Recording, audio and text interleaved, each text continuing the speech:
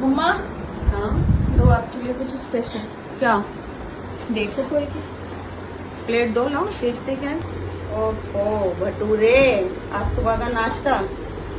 हाँ मैंने तो क्रेविंग हो रही है सुबह सुबह कुछ अच्छा सा लेके चलो। अच्छा ये हमारे करोल बाग के फेमस भटूरे है ना। ये है इसमें गरम गरम छोले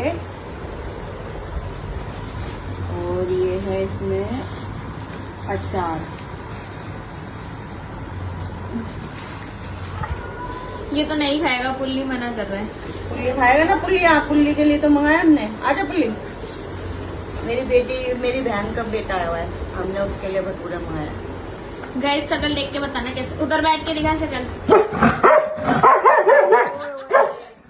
गरम गरम छोले भटूरे और अचार साथ में मिर्च भी है। तो खाओ और मस्त रहो।